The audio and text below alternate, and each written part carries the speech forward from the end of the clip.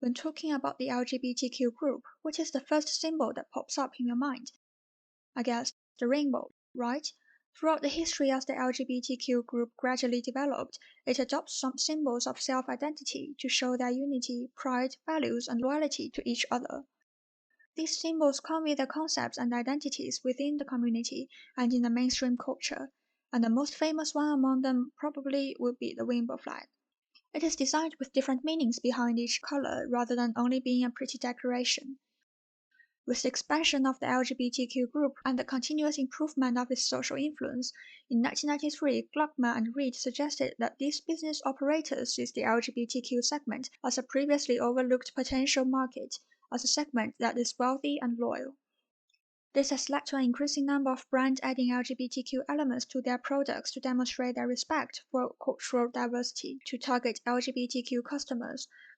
Karen Townsend defines this commodification of things related to the queer culture, especially the concept of gay pride, as rainbow capitalism. We're living in a capitalist environment, and you can always find some rainbows around, especially during the Pride month. They are literally like everywhere.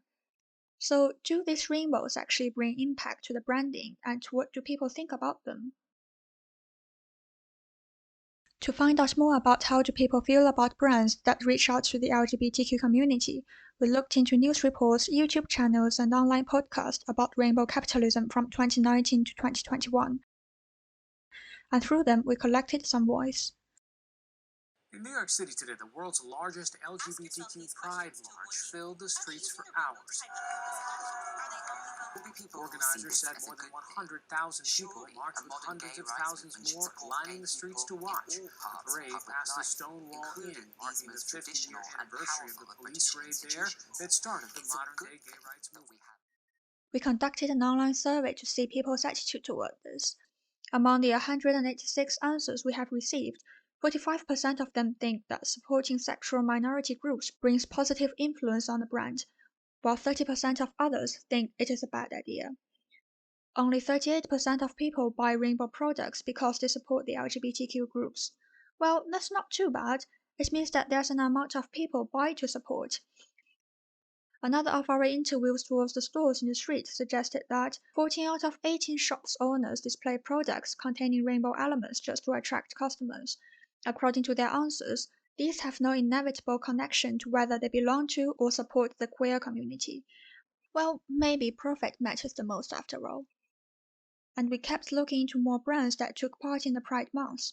In fact, although some companies stuck their logos to rainbow flags, their political position is shown to be on the opposite side.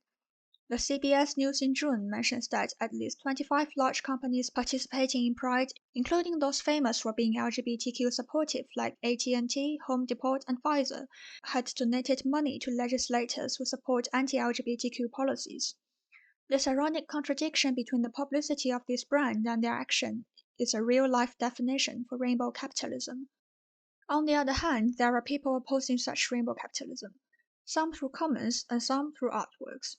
Dorian Electra's Pride shirt establishes a multi-level criticism of this problem by printing the rainbow logo of the anti-LGBTQ companies together on the t-shirt, meaning the public is aware that these brands are using the social attitude for promotion.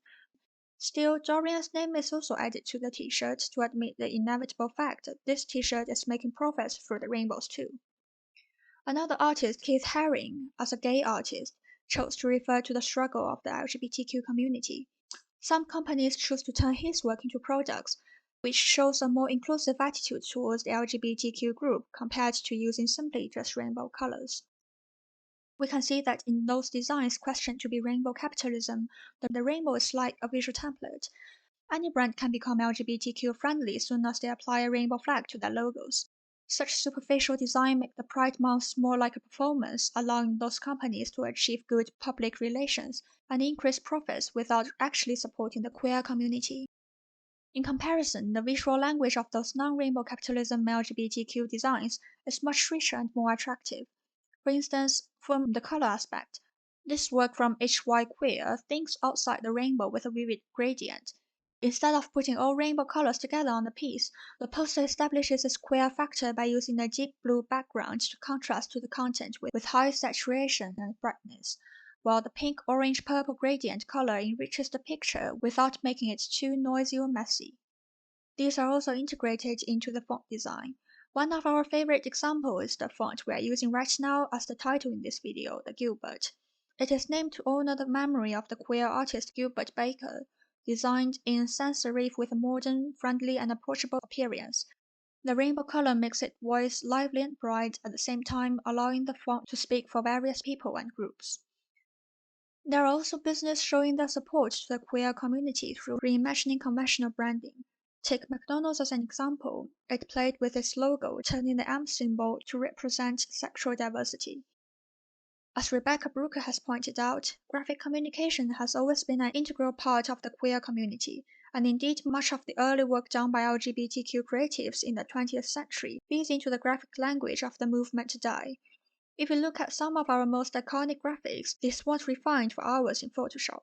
They are effective instead because of the visual and historical weight they hold. So to sum up, as a market in capitalist society, rainbow capitalism does bring profits and to some extent promoted the LGBTQ community. But still, it prioritizes profits over people and capital over community. Some businesses target the gay and lesbian market for publicities and profits, focusing only on selling the symbols but not the real meaning behind them, with outcomes lacking design, moreover lack of understanding to the community. Rather than rainbow washing themselves with LGBTQ signs, real designs for the queer community speak for them by extracting elements from its culture and history with more creative visual expression.